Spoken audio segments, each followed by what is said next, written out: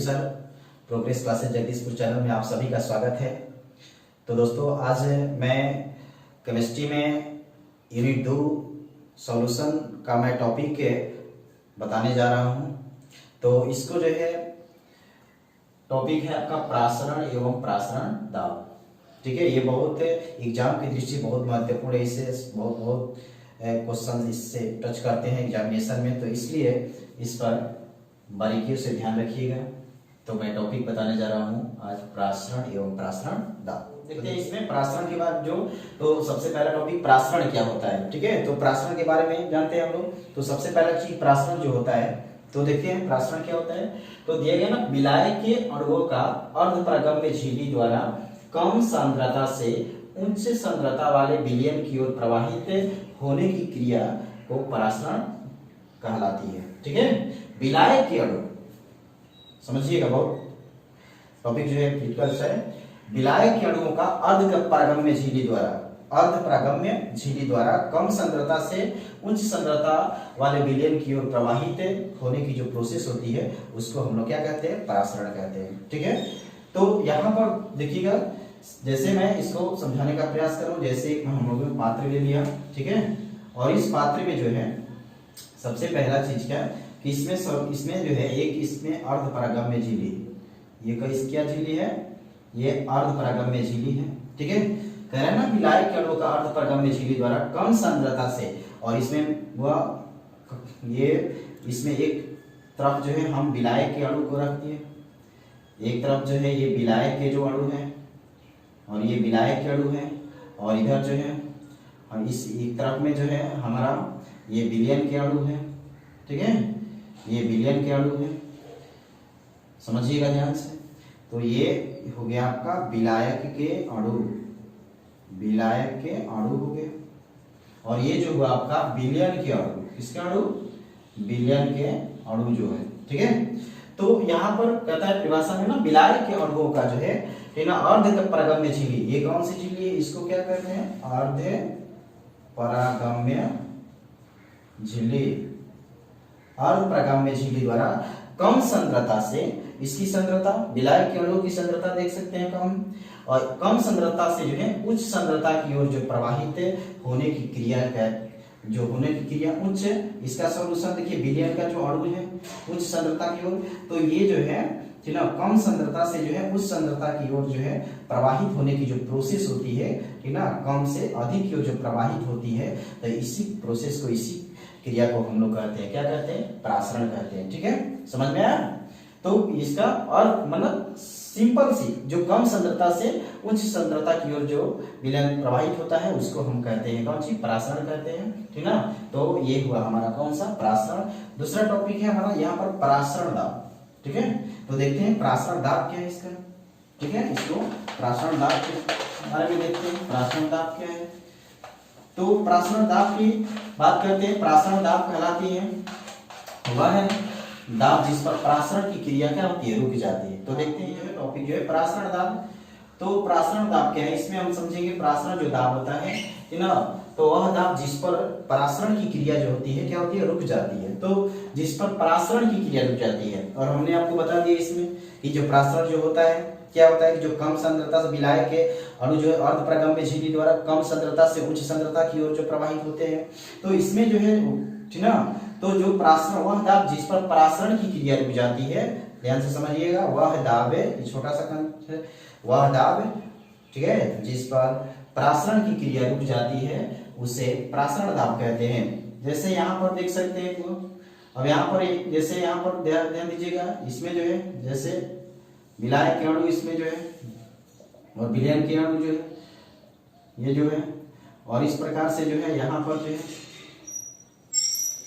Steel के रूप में जो है यहाँ पर लगाते हैं, और एयर के रूप में यहाँ पर जब प्रासरण की जब एयर जब होता है, जिस पर हवा के रूप में जो होता है जो दाब पड़ता है, ठीक है, तो जिस दाब पर प्रासरण की जब दाब पड़ेगा तो भी यहाँ पर विलायक के जो अणु जो होते हैं ये रुक जाएंगे, प्रासरण की क्रिया कम सांद्रता से उच्च सांद्रता की ओर नहीं होगा।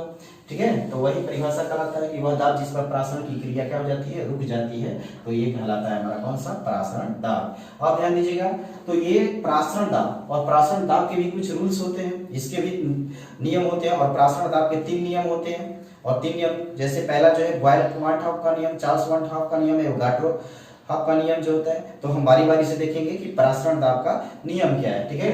तो देखते हैं प्रासरण दाब का नियम, इसमें प्रासरण दाब का नियम, ठीक है। अगला हेडिंग प्रासरण दाब का नियम, ठीक है। Law of osmotic pressure, osmotic pressure, ठीक है। तो प्रासरण दाब का नियम ध्यान दीजिएगा, प्रासरण दाब का नियम 3 होता है। बॉयल-वार्नहाफ का नियम, दूसरा चार्ल्स-वार्नहाफ का नियम, तीसरा एवोगाड्रो-वार्नहाफ का नियम, ठीक है। तो हम बारी बारी से देखते हैं कि इसका प्रासरण दाब का नियम क्या है, ठीक है। बहुत ही इंपॉर्टेंट पॉइंट्स है सब, देखिएगा। पहला जो है बॉयल-वार्नहाफ नियम, बॉयल-वार्नहाफ नियम, ये क्या बताता है, बॉयल्स-वार्नहाफ नियम, वार्नहाफ लॉ।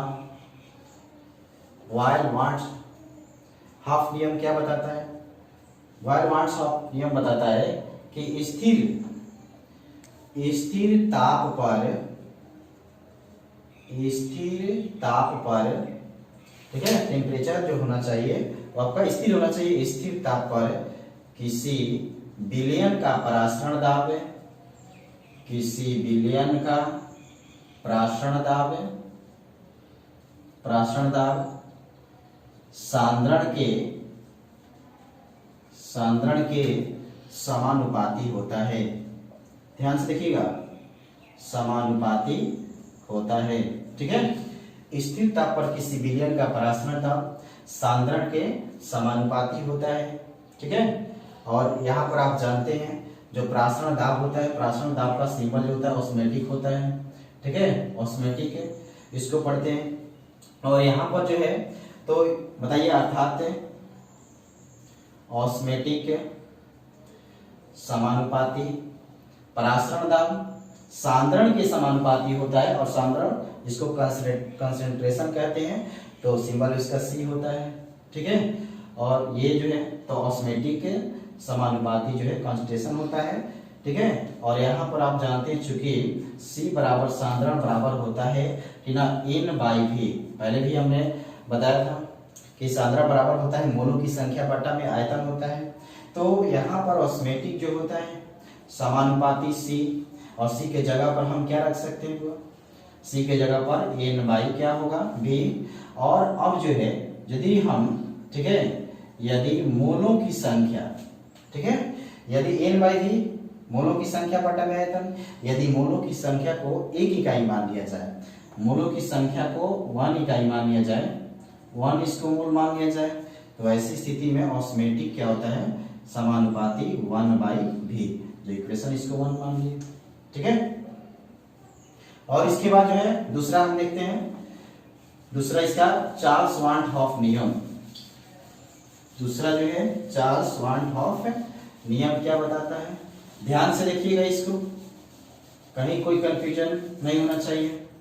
दूसरा बताता है चार्ल्स-वार्नहाफ नियम, चार्ल्स-वार्नहाफ नियम, और ये इसमें हम लोग देखेंगे चार्ल्स-वार्नहाफ लॉ, ये क्या बताता है। तो चार्ल्स-वार्नहाफ नियम ये कहता है कि इस सांद्रण स्थिर होने पर, स्थिर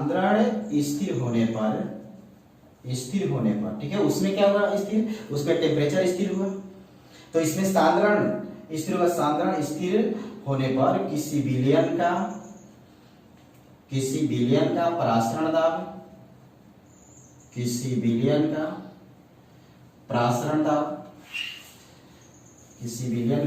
प्रासरण दाब तापमान के समानुपाती होता है, तापमान के समानुपाती होता है। ध्यान से देखिएगा, सांद्रण स्थिर होने पर किसी विलयन का परासरण जो दाब होता है वो तापमान की क्या होता है, समानुपाती होता है। ठीक है, तो अर्थात यहां देख सकते हैं ऑस्मेटिक समानुपाती टी टेम्परेचर, तो इसको दो लिखिए। तो ये हुआ चार्ल्स वान हॉफ का नियम। इसमें ध्यान दीजिए, उसमें ताप स्थिर रहता है, क्वेश्चन आ सकता है कि वायल वान हॉफ के नियम में, ठीक ना, स्थिर स्थिरांक जो स्थिरांक क्या होता है, तो स्थिरांक वहां पर क्या हो सकता है, ताप हो सकता है चार्ल्स वान हॉफ नियम में, या एवोगाड्रो नियम में क्या हो सकता है। तो ये ऑब्जेक्टिव सवाल में बहुत काम करेगा। तो ये हुआ आपका क्या, ऑस्मेटिक समानुपाती कौन क्या, टी। तो ये दूसरा चार्ल्स वान हॉफ नियम हुआ। तीसरा हम देखते हैं, तीसरा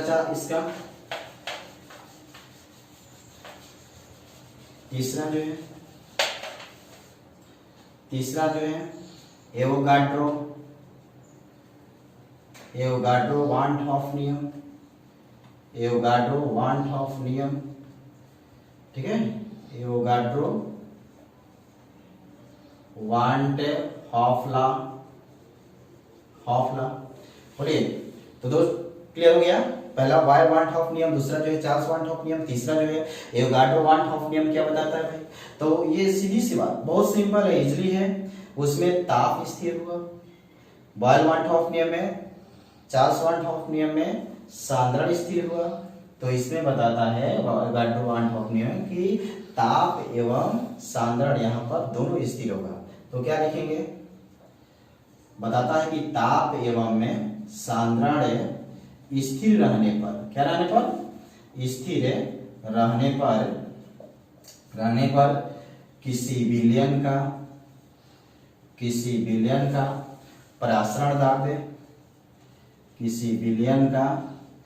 परासरण दाब मोलों की संख्या के समानुपाती होता है। मोलों की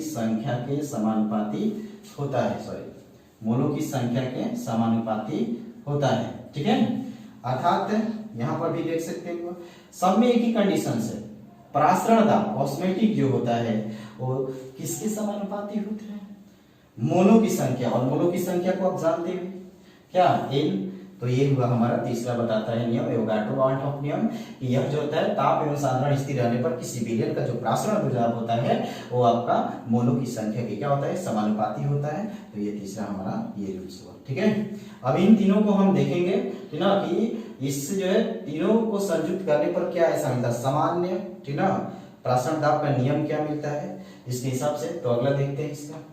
ठीक है, नेक्स्ट जो है देखिए, सामान्य वान हॉफ समीकरण जो है, सामान्य वान हॉफ समीकरण क्या है। तो अभी इसके पहले बताया हमने ना, वायल वान हॉफ नियम, दूसरा चार्ल्स वान हॉफ नियम, तीसरा जो है एवोगाड्रो वान हॉफ नियम। तो पहला जो, तो हम यहाँ पर मैं बहुत मौखिक ही बोल रहा हूँ, आप समझिएगा सामान्य वान हॉफ समीकरण क्या है। वायल वान हॉफ, वायल के नियम, चार्ल्स के नियम तथा एवोगाड्रो के नियम को सम्मिलित करने पर जो समीकरण तैयार होता है, ठीक है, जो समीकरण तैयार होता है, एक बार पुनः, बॉयल के नियम, चार्ल्स के नियम, एवोगाड्रो के नियम को सम्मिलित करने पर एक समीकरण तैयार होता है जिसे सामान्य वान हॉफ समीकरण कहते हैं। कोई दिक्कत? तो इन तीनों को चिन्ह मिलाने पर जो समीकरण तैयार होता है उसको हम सामान्य वान हॉफ समीकरण कहते हैं। तो डायरेक्टली हम आते हैं यहाँ पर, ये भी बहुत इंपॉर्टेंट है। तो पहला जैसे आप बता दीजिए, डायरेक्टली हम चल रहे हैं बॉयल वान हॉफ नियम से। तो बॉयल वान हॉफ नियम से हमने क्या देख लिया भाई, तो बॉयल वान हॉफ नियम से हमने देखा कि ऑस्मेटिक जो होता है, ठीक है, ऑस्मेटिक समानुपाती 1/v, पहला देखिए। दूसरा हमने देखा चार्ल्स वान हॉफ नियम में, चार्ल्स वान हॉफ, पिछले याद होना चाहिए, अभी अभी पे जो बताया हमने, वान हॉफ नियम, और ये जो होता है ऑस्मेटिक समानुपाती T, दो इक्वेशन हुआ। तीसरा जो हुआ एवोगाड्रो वान हॉफ नियम, एवोगाड्रो वान हॉफ नियम, और एवोगाड्रो वान हॉफ नियम ऑस्मेटिक समानुपाती N, ठीक है। तो इसको सम्मिलित करने पर जो समीकरण तैयार होता है, ये तीन पहले से आप जानते हो, ठीक है। तो तीनों को संयुक्त करने पर, ठीक है, तो यहां पर लिख सकते हैं समीकरण 1, 2 तथा 3 को सम्मिलित करने पर, 3 को सम्मिलित करने पर, ठीक है, तो सम्मिलित करने पर क्या होगा, तो देखते हैं इसको सम्मिलित करने पर।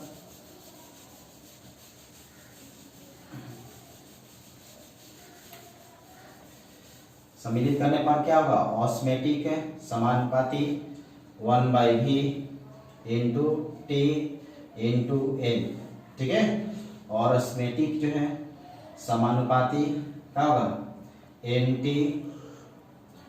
टी बाई क्या होगा v। ऑस्मेटिक समानुपाती को जब इक्वल में हम तोड़ेंगे तो कोई ना कोई स्थिरांक आएगा, यहाँ पर कोई ना कोई आदर्श स्थिरांक आता है, गैस स्थिरांक आता है, ठीक है, तो ये ऑस्मेटिक है बराबर जो होगा R into N into T by क्या होगा v, ठीक है, तो ये ऑस्मेटिक है बराबर R एन टी, या इसको कह सकते हो एन आर टी बाई क्या होगा v, ठीक है, तो ये जो है तो ऑस्मेटिक बराबर आपको मिल गया एन आर टी बाई क्या v। और इस समीकरण को जो है हम इस प्रकार भी लिख सकते हैं, इस समीकरण को इस प्रकार भी लिखा जा सकता है, इस प्रकार भी लिखा जा सकता है। देखिएगा कैसे, ऑस्मेटिक जो है n/v इंटू आर टी, ठीक है, तो ऑस्मेटिक बराबर क्या होगा, आप एक जानते हैं फॉर्मूला, C बराबर क्या होता है n/v, ठीक है, तो यहाँ पर जो है सांद्रण बराबर मोलों की संख्या बटा में आपका आयतन होता है, और ये आयतन जो होता है तो इसलिए n/v के जगह पर क्या होगा C होगा, तो ये बन जाएगा आपका क्या, ऑस्मेटिक बराबर CRT भी हो सकता है, ठीक है। तो यहाँ पर जहाँ आप तो सभी के बारे में पता ही है, ठीक है, तो यहाँ पर आप देख सकते हो जहाँ ऑस्मेटिक जो है ये परासरण दाब है, ये परासरण दाब, ठीक है, और C आपका इसमें जो है आपका कॉन्स्टेंट है, सांद्रण है, और आपका R जो है यहाँ पर R जो है आपका R का जो गैस स्थिरांक होता है, और गैस स्थिरांक है, ठीक है, और इसका R का जो वैल्यू होता है 0.081 होता है, ठीक है, और आपको पता ही है कि यहाँ पर जो टेम्परेचर एक है, और टेम्परेचर मतलब क्या, तापमान होता है, ठीक है। तो ये हमारा हुआ आपका क्या, समान मान भाव समीकरण में हमको मिल गया क्या, ऑस्मेटिक बराबर n/v RT, या इसको कह सकते हैं क्या, ऑस्मेटिक बराबर कौन सी CRT। इसका न्यूमेरिकल क्वेश्चन निश्चित तौर पर आता है, ठीक है, इसलिए बारीकियों से देखिए, केमिस्ट्री कंसेप्टेड है, केमिस्ट्री को याद नहीं किया जाता है, केमिस्ट्री को समझिए अच्छी तरह से, आपका बिल्कुल ठीक ना प्रॉब्लम नहीं होगा। तो अगला देखते हैं इसका, ठीक है, इसका आणविक द्रव्यमान निकालेंगे, देखिए कैसे निकालते हैं सब समीकरण, ठीक ना। तो अगला इसी सामान्य मान समीकरण से हम इसके आणविक द्रव्यमान की भी गणना कर सकते हैं, ठीक ना। तो यहाँ पर लिख सकते हैं परासरण दाब से, ठीक ना, आणविक द्रव्यमान की गणना कर सकते हैं हम लोग, ठीक है, आणविक द्रव्यमान की गणना, ठीक है। तो यहाँ पर बिल्कुल कर सकते हैं केमिस्ट्री, बिल्कुल देखिए, बिल्कुल भी कंफ्यूजन नहीं होना चाहिए। कैलकुलेशन ऑफ मोलेकुलर मास, ठीक है, by to osmotic pressure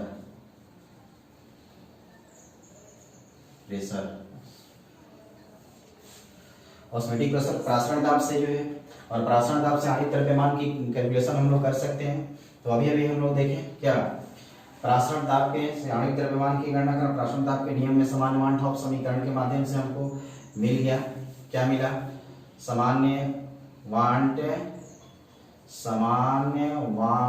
half समीकरण, और इससे जो है हम लोगों को मिल गया समीकरण से जो है क्या मिला भाई, तो यही ना मिला, ऑस्मेटिक बराबर n/v RT, या ऑस्मेटिक या यहीं पर बताया ऑस्मेटिक बराबर CRT, ठीक है, अभी आपने देखा इसको।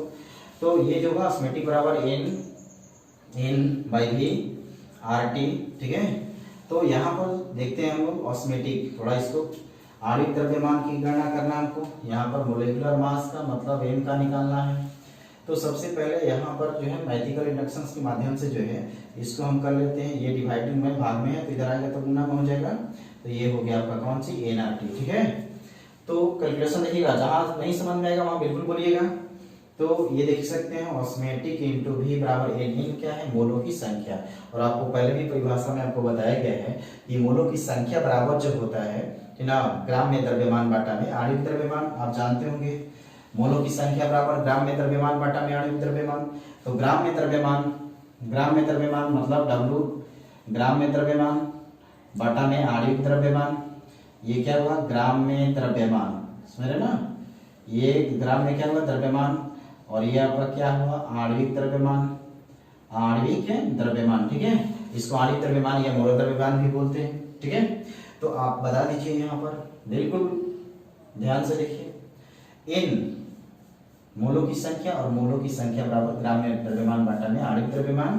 तो यहाँ पर इन की जगह पर हम क्या लिख सकते हैं, W/mRT होगा, ठीक है। और इसके बाद जो है, और यहाँ से ऑस्मेटिक बराबर क्या कर सकते हैं, वो WRT हो जाएगा, WRT बाटा में m, और ये जो भी है आयतन जो है इधर आएगा तो ये हो जाएगा। तो ये हमारा मिल गया, इससे आणविक द्रव्यमान की गणना जो है, यहाँ पर m को लाना है ना, क्योंकि यहाँ पर m लाना है आणविक द्रव्यमान, तो इधर क्रॉस मल्टीपल कर सकते हैं इनको। तो यहाँ पर चूंकि आणविक द्रव्यमान निकालना है तो इसलिए होगा WRT बाटा में ऑस्मेटिक इंटू क्या होगा ये भी, ठीक है। तो ये हमारा आणविक द्रव्यमान निकल गया। और इसके बारे में आप जानते हैं हुआ, जहाँ m क्या है आणविक द्रव्यमान, इस सब के बारे में आपको पता भी है, ऐसे हम लिख दे रहे हैं, ठीक है। एक बार देख लीजिएगा, आणविक द्रव्यमान जो है, और यहाँ पर W जो है विलय का भार है, विलय का क्या है, ये विलय का भार है, और R आपको पता ही है गैस स्थिरांक है, गैस स्थिरांक है, ठीक ना, इधर लिखते हैं गैस स्थिरांक है। और इसके बाद जो है T जो है आपको पता ही है, T जो है आपका तापमान है, ठीक है। और इसके बाद जो है आपका ऑस्मेटिक आपको तो पता ही है, इसके पहले जो है परासरण दाब जो है बता ही दिए हैं, परासरण दाब है। और यहाँ पर भी जो है वॉल्यूम जो है, जो कि कौन सी है आयतन है। तो ये बहुत क्रिटिकल से आणविक द्रव्यमान समान मार्टहॉफ समीकरण से भी आपको न्यूमेरिकल क्वेश्चंस आते हैं, आपको इसका आणविक द्रव्यमान निकालने का भी क्वेश्चन आता है। और एग्जाम में कई साल जो है, कई ईयर्स में जो है आपका क्वेश्चन भी ये पूछा है, ठीक है, इससे संबंधित, इससे कंसेप्ट पर आधारित जो है, थ्योरी पर आधारित। तो हम देखिए, हम अगला जो है इस पर आधारित एक न्यूमेरिकल्स आपको बताने जा रहे हैं, ठीक है। परासरण दाब का सारा टॉपिक जो है क्लियर हो गया है, परासरण दाब से संबंधित जितने भी, ठीक है, उसका समीकरण, उसका रूल्स जो था। तो यहाँ पर एक देखिए क्वेश्चन जो मैं आपको बताना चाह रहा हूं, बहुत बड़ा क्वेश्चन है ये, क्वेश्चन लगातार ये क्वेश्चन आया हुआ है, आप देख सकते हैं क्वेश्चन बैंक में, आप जो है इस क्वेश्चन को, ठीक है, 25 जैसे क्वेश्चन है 25 डिग्री सेल्सियस पर 6% यूरिया, ठीक है, 6% यूरिया जो है बिलियन का, जिसका जो है मोलिकुलर वेट जो है आणविक द्रव्यमान जिसका 60 है, उसका बिलियन का जो है परासरण दाब ज्ञात करिए। क्वेश्चन बहुत बार आया हुआ है, ठीक है। या कहीं 5% भी देता है, ठीक है, 5% है यूरिया का बिलियन का परासरण दाब ज्ञात करिए। तो ये क्वेश्चन जो है बहुत बार आया हुआ है आपका एग्जाम में। तो 25 डिग्री सेल्सियस पर 6% यूरिया जो है, ठीक ना, और ये 60, ये समझ में आ रहा होगा सबको, 60 क्या है यूरिया, और यूरिया का फॉर्मूला आपको पता है NH2CO क्या होता है, NH2 होता है, ठीक है। तो इसका मोलिकुलर वेट जो है आपका कितना होता है, ये 60 होता है। तो इसका मोलिकुलर वेट दिया गया है, ठीक ना। तो सवाल सबसे पहले कि 25 डिग्री सेल्सियस पर 6% यूरिया का तात्पर्य क्या है, सोल्यूशन कर रहे हैं। देखिएगा 6% यूरिया का मतलब प्रतिशत, और प्रतिशत का मतलब क्या 100 होता है, ये पता है आप लोग का। तो सबसे पहला समझाने की कोशिश कर रहा हूँ, 6% जो है यूरिया का तात्पर्य क्या हुआ, 6% यूरिया का अर्थ होता है, ठीक ना, इसका अर्थ क्या होता है, 6% यूरिया का अर्थ होता है, ठीक ना, होता है प्रति, ठीक है, प्रति 100 सेंटीमीटर क्यूब, ठीक है, बिलियन में, ठीक है, कितना ग्राम, 6 ग्राम यूरिया है, ठीक है। कितना ग्राम यूरिया है, 6 ग्राम यूरिया है। ध्यान से समझिएगा, बहुत क्रिटिकल ये क्वेश्चन है। 6% यूरिया, 6% यूरिया का अर्थ क्या होता है कि प्रति 100 सेंटीमीटर, परसेंट का मतलब 100 सेंटीमीटर क्यूब बिलियन में जो है 6 ग्राम क्या है आपका यूरिया है। समझ में आया। तो यहाँ पर जो है सबसे पहला हम चीज देखते क्या है कि 6 ग्राम यूरिया है, यूरिया का भार यहाँ पर जो है, और प्रति 100 सेंटीमीटर क्यूब जो बिलियन जो दिया हुआ है। तो यहाँ पर बिलियन का आयतन जो दिया हुआ है सेंटीमीटर क्यूब, इसका मतलब कि बिलियन का जो आयतन जो दिया हुआ है आपका, वो बिलियन का आयतन कितना हो गया हुआ, और बिलियन का आयतन जो वॉल्यूम जो हुआ आपका 100 सेंटीमीटर ये क्यूब हो गया। और यहाँ पर एक बात क्या करते हैं कि जो परासरण दाब निकालना है, तो परासरण दाब ऑस्मेटिक का होता है, लीटर एटम होता है, तो लीटर में इसको चेंज कर सकते हैं हुआ, और जब लीटर में यहाँ से चेंज करेंगे तो क्या होगा 1000 से डिवाइड कर देंगे यहाँ पर, तो कितना होगा 100 बाई क्या होगा 1000, ये कटा सकते हो, तो ये आपका 1 बाई कितना हो गया 10, ठीक है। इसको पॉइंट में भी लीटर हो जाएगा, ठीक है, या इसको 0 पॉइंट कितना का लिख सकते हैं 1 लीटर, ठीक है। तो दोनों में से कोई कर सकते हैं आप, देखिएगा। तो इस तरीके से आयतन को हमने किस में चेंज कर दिया, लीटर में चेंज कर दिया। मैं यहीं पर हूँ, 100 सेंटीमीटर आयतन है, आयतन को किस में चेंज किया, लीटर में चेंज किया। 6 ग्राम यूरिया है, मतलब किया कि W का मान जो है वे यूरिया का जो भार है वो कितना ग्राम है 6 ग्राम है, ठीक है। अब क्या दे रहे हैं वो आगे देखते हैं। 25 डिग्री सेल्सियस पर ना इसका आणविक द्रव्यमान दे, दो चीजें दिए हुए हैं यहाँ पर स्पष्ट दिखाई दे रहा है। 25 डिग्री सेल्सियस जो है सॉरी टेम्परेचर का मान जो है 25 डिग्री सेल्सियस दिया हुआ है, और 25 डिग्री सेल्सियस तापमान जो है, तो इसमें जो है आप इसे तापमान को जो है केल्विन में हम बदल सकते हैं। तो केल्विन में इसको बदल दीजिए, कितना होगा जी, केल्विन में, केल्विन बराबर क्या होता है डिग्री सेल्सियस प्लस 273 होता है। तो इसको आप कर सकते हो कितना 25 से प्लस जो है 273, और इसको ऐड करिएगा तो कितना होगा 5 3 7 2 9 200 कितना होगा 98 जो होगा क्या होगा केल्विन होगा। तो इस प्रकार से हमें आयतन भी मिल गया, ये विलय का भार भी मिल गया, ये हमारा तापमान मिल गया, और इसका यूरिया का आणविक द्रव्यमान जो अभी अभी परासरण दाब से जो आणविक द्रव्यमान की गणना की है, तो यह मोलर आणविक द्रव्यमान की जो है यहाँ पर हमारा कितना है ये 60 ग्राम है, देखिएगा। तो यहाँ पर 60 ग्राम जो है देखिएगा दिया हुआ है। तो हमको निकालना क्या है भाई परासरण दाब, क्या निकालना है परासरण दाब। तो ये हमारा परासरण दाब जो है केवल ये परासरण दाब निकालना है, परासरण दाब मतलब ऑस्मेटिक निकालना है वाट, और आप तो जानते हैं कुछ नहीं है इसमें, केवल एक बार मैं यहाँ पर पुनः बता रहा हूँ, देखिएगा 6% यूरिया दिया, यूरिया का मतलब क्या हुआ प्रति 100 सेंटीमीटर क्यूब बिलियन में ठीक है 6 ग्राम क्या है यूरिया है। ये 100 सेंटीमीटर क्यूब बिलियन आयतन है, तो वही आयतन जो है भी से सूचित करते हैं यहाँ पर ना 100 सेंटीमीटर क्यूब, इसको लीटर में बदल दिए हैं। तो यहाँ पर 1000 से भागा दे दिए तो 1/10 लीटर या 0.1 लीटर हो गया। इसका भार जो है कितना है W जो है 6 ग्राम है, और इसके बाद तापमान दे रहा है यहाँ पर कितना है 25 डिग्री सेल्सियस जो है, तो 25 प्लस 273 मतलब 298 हो गया। और ये यहाँ पर आणविक द्रव्यमान के जो 60 ग्राम परासरण दाब का गणना करना है यहाँ पर। तो परासरण दाब में आपको क्या आप क्या जाने इससे परासरण दाब ऑस्मेटिक बराबर आपको पता भी होना चाहिए, डायरेक्टली करना है क्या N/V/RT होता है ना परासरण दाब के नियम से, परासरण दाब के नियम से जो होता है, और परासरण दाब के नियम से देख सकते हैं उसमें ठीक है। और N/V/RT होता है, और आप जानते हैं अभी भी इसके पहले बताए थे कि आणविक द्रव्यमान बटा में क्या होता है मोलर द्रव्यमान होता है। तो ऑस्मेटिक N की जगह पर क्या लिख सकते हैं भाई, N की जगह पर हम लोग क्या लिख सकते हैं, तो N की जगह पर हम क्या W क्या लिख सकते हैं M लिख सकते हैं, RT होगा, और A2 क्या होगा यहाँ पर V। तो अब कुछ करना नहीं है, इसकी जगह पर जो है केवल हम मान को बैठा देंगे, और मान को बिठा सकते हैं यहाँ पर।